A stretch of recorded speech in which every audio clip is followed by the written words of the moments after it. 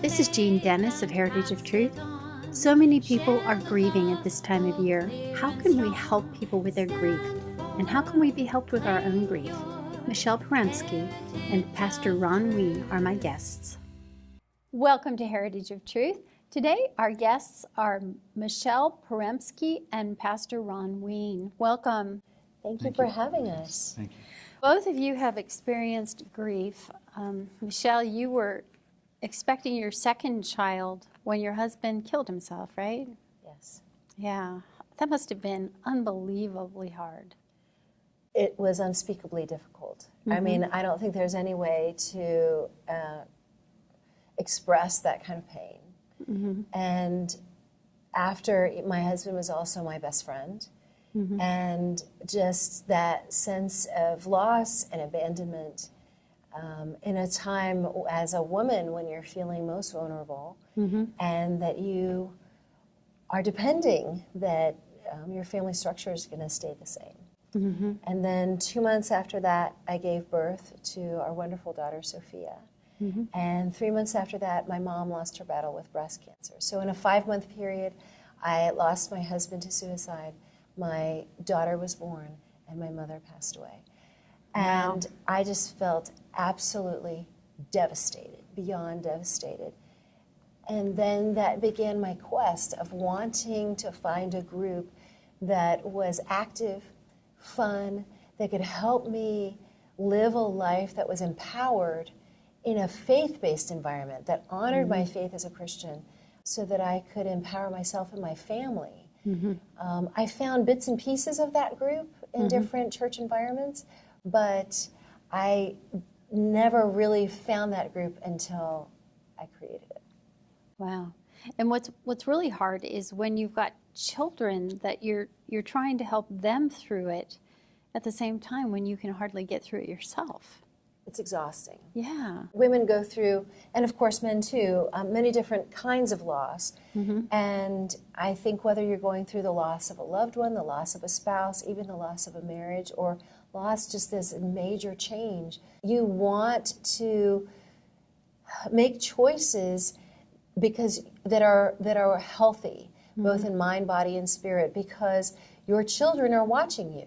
And they're watching what is the blueprint that my parent or caregiver is going to use with dealing with life. So often we want to zone out with television, zone out with addictive behaviors, zone out with pharmaceutical drugs, zone out with alcohol, or whatever the coping mechanism at hand is. And I'm not saying that God doesn't love us in that process. He most certainly does. But I think that there is a more healthy way to not only survive, but to thrive. And that's why I created 180 Your Life. Because it was the journey that I found of not only to thrive in spirit, but in body and mind, so that your life moving forward is empowered. Dr. Charles Stanley said something that I will never forget. It was about a week after my husband died, and I heard a sermon from him, and he said, tragedy does not define you. It is our choices in the midst of tragedy that define us. And so the books, 180 Your Life, really are about making healthy, biblically based choices that help to not only help us survive loss, but to thrive.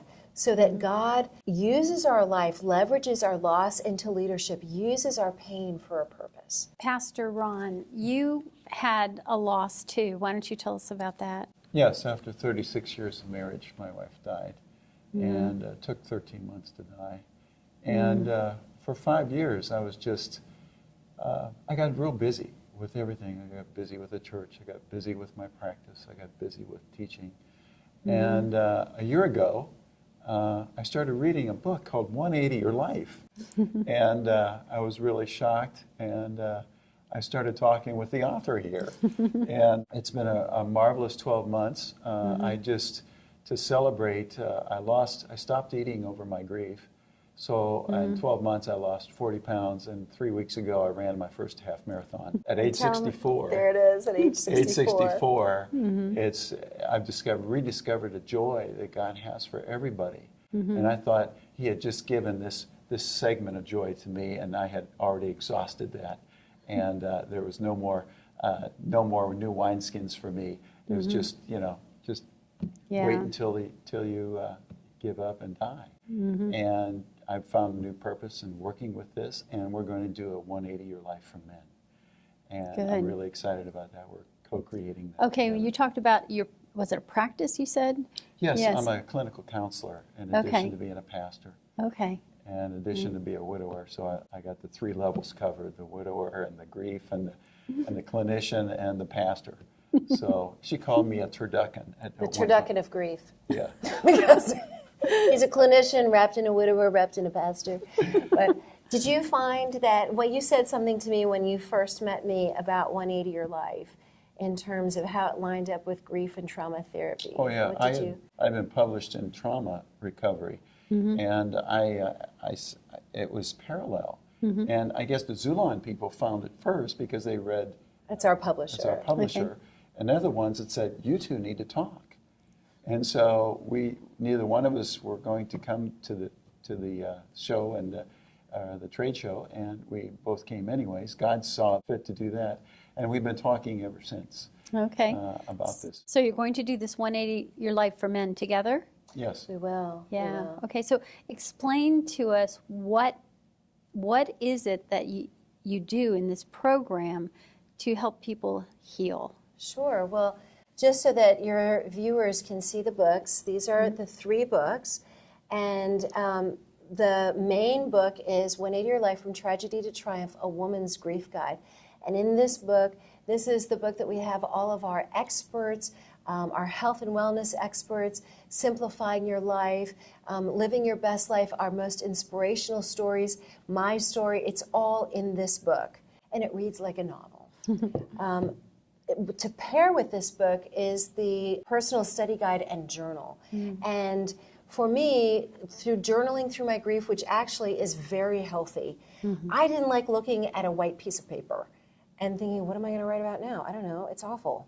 But there were questions that eventually I asked myself to mindfully go through loss, to turn it, to reframe it from tragedy to triumph.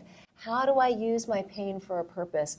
And these questions I have detailed for you in every page of the grief journal. Can you give us an example of one or two of them? Well, one of them right here is your ground zero. Make a list of things that you need help with now and in the coming months. Think about areas like the interior of the home, the exterior of the home, yard work, repairs, food, paperwork, and so on. Make a list of your friends and family and their areas of expertise. Who could you ask to help you with specific tasks? How can you help them in return? I have an area in the book that I call the Casserole Killer. You know, a lot of folks just bring 30 casseroles. Your fridge is jam-packed with casseroles, and then after 7 to 10 days, everybody kind of goes back to their life. Well, what if you could take everyone who says, if there's anything I can do, and they give you a casserole, and you say, let's think outside the casserole dish. Let's you're really good at tax returns. If there's anything I can do, you know what? Do you mind if I get your number? Maybe you could help me with my taxes as a grief gift. And these are ways that people can truly help. And casseroles are important. It's an important part of the journey. Yeah, because but even though there's more to the journey. Even though it's a deeply spiritual and emotional trauma, you have all these practical things that still have to happen. You know, Flood Student Ministries has been so wonderful to us because they will empower in Atlanta, Georgia, teams of middle school and high school students. And they would help with my yard. They would help with the interior of my home. Before I sold my home, they came and detail cleaned it with all these middle school students. They were incredible. And what was this called? Flood Student Missions. Flood, F-L-O-O-D, because they come in like a flood. They come in for about 3 hours, and they were amazing. You know, if we could empower our high school, middle school, college age Bible studies, to come to women going through loss and say, you know what, maybe you need to paint a room. Can we help you paint that room? What if you need help with your yard? Can we help you for 3 hours on a Saturday? I cannot tell you the ministry that has been to our family, to show my children and our family that we are not alone. And I think that's so important, to not just give a number of casseroles 7 to 10 days after loss, but for ongoing support and help. So there are ideas in this book of what can you do practically, step by step, baby steps, to empower those around you, to help you, so that you can also help others. That's why we created this book. The last one is the Facilitators Guide. So we created this to be done bi-monthly, twice a month, for 12 months. And the Facilitators Guide gives you points to talk about with your small group. And now we just came out with a video series, and all the incredible inspirational people, the guides, the experts that are, well, most of them that are in 180 Your Life, now we've interviewed them. And you can get together with your small group, watch a 20-minute video that gives you even more empowering steps, healthy ideas. How do you nourish your body while you're grieving? How do you simplify your finances, simplify your home, simplify your life according to biblical principles? Okay, you mentioned in your materials here that the body's systems need at least 20 months to recover from loss or trauma. So what does that mean? Is that physical or what? That's physical. The heart attack rates the first 20 months go up 400%.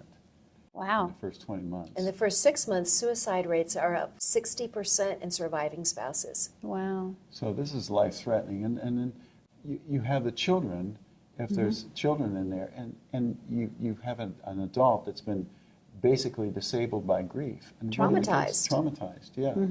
And that's the key, because when you help the adult, the surviving adult that's left, then you help not just that adult, you help the kids. That's right. Because a stable parent is needed to help the kids process their own grief. And have a stable home. Yes. Yeah. So often, and I think it's so important to have programs for children going through grief, but what do they come home to? Being able to empower their parent or surviving caregiver with a healthy team that works toward a common goal, initially a 5K, that trains body, mind, and spirit in a systematic, doable way with baby steps throughout a year. You said a 5K? Oh, yeah. So running. No, we do not say running. Oh. We say crossing a finish line. We are here to complete, not to compete. Okay. So we encourage people to initially train for a 5K in a group environment. Get outside, get in the sunshine. Your body needs the vitamin D. It's helpful for your eyes to be in the sunshine. And of course, check with your doctor before you make any changes to your medical or your physical diet. But we have a couch to 5K, couch to 10K, couch to sprint triathlon programs for free on our website at 180 Your Life. You can download those training plans for free and do them alongside the 180 Your Life books. Now, do I run a 5K? No. Does Ron? Yes. But I don't. I get lapped by widows and grieving women all the time. They just go right past me and I'm like, see you at the finish. Because So you just walk? I power walk it, yes. Because the point isn't how fast can you cross that finish line.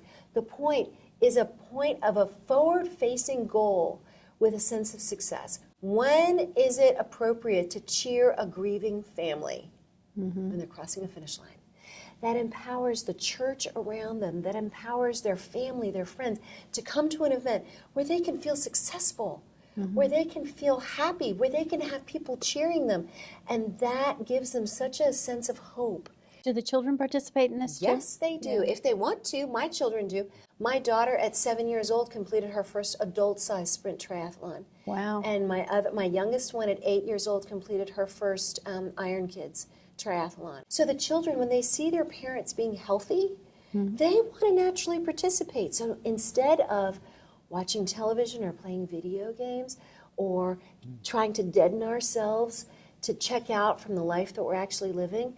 Now we're outside. We're taking a walk with our kids. We might be taking a power walk. Well, my girls and I always say, we're not just talking, we're power walking. You know, we get moving, we swim together, we bike together, we walk together. I might run a little bit and then I walk because that's what's comfortable for me.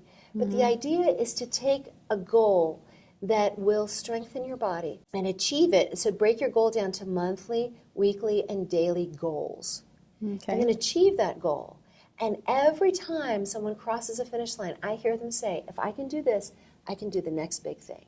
That's right. Usually it's just one step at a time, right? That's right. Yeah. So you were about to say something. What was it? Well, I was just thinking about the fact that you've got to heal the body first, because the brain doesn't work right without a healed body. The body is going to trump it, because if you're in grief, you can't access your memory, you can't access the front part of your brain, which is the creative, logical, empathetic part of your brain. You really can't do it. You really can't do it. Incapable. It's more difficult. Well, you basically create a civil war between your body and your brain.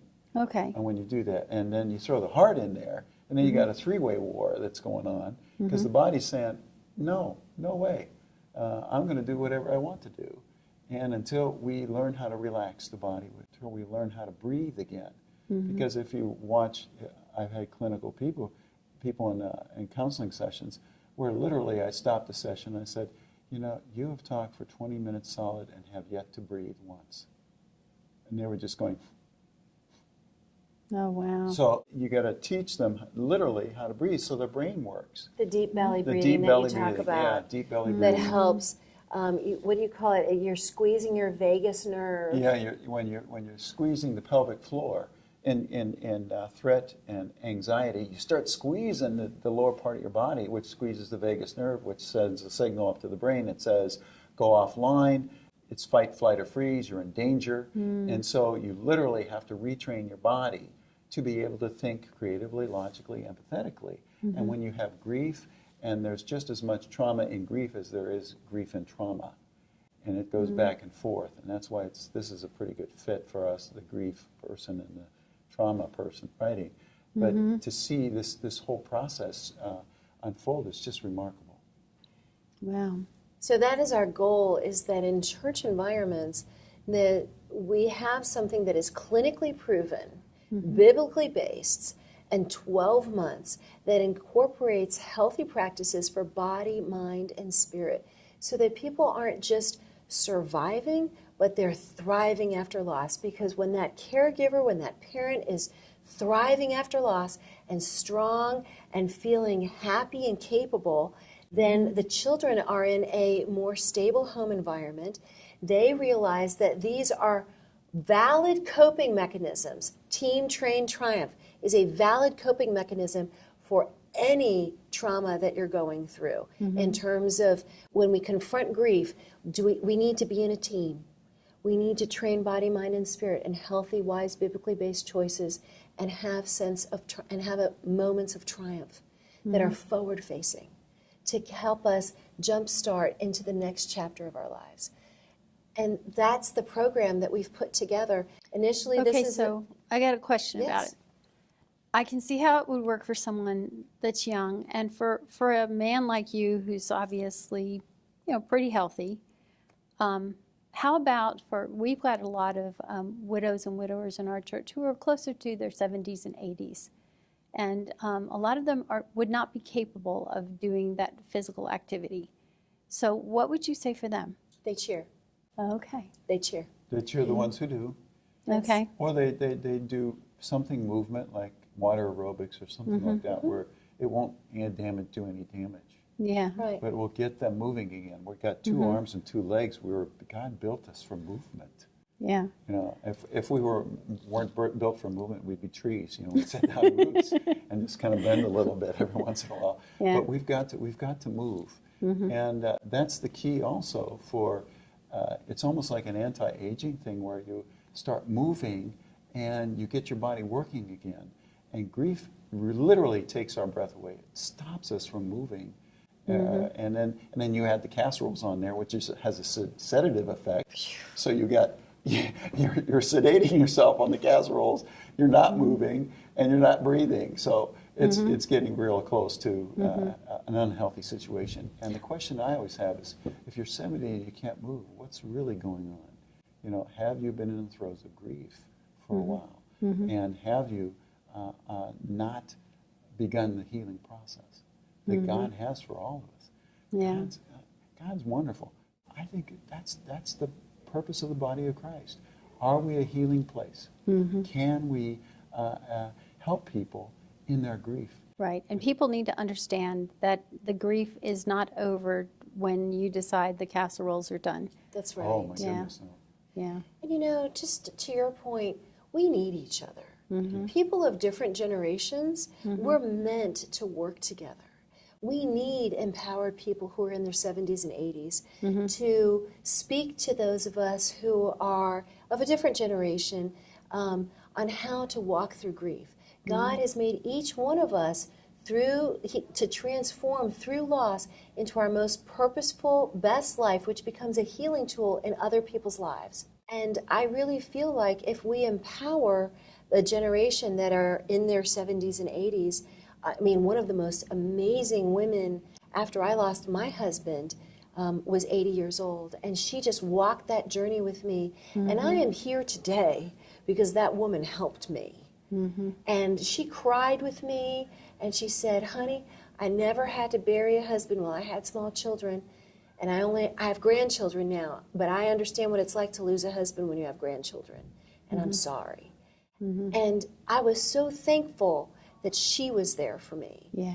And so I really think it's important to empower people who might be widows and bereaved women if they're going through the loss of a loved one, the loss of a divorce, with children, but also those people who are more seasoned in life and can give us wisdom and strategies. We need each other.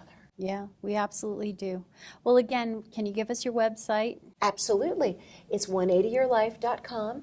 You will find access to all 3 books on that website and access to our online video series. Thank you so much, both of you, for being our guests. Thank you for having us. Thank you very much. Share the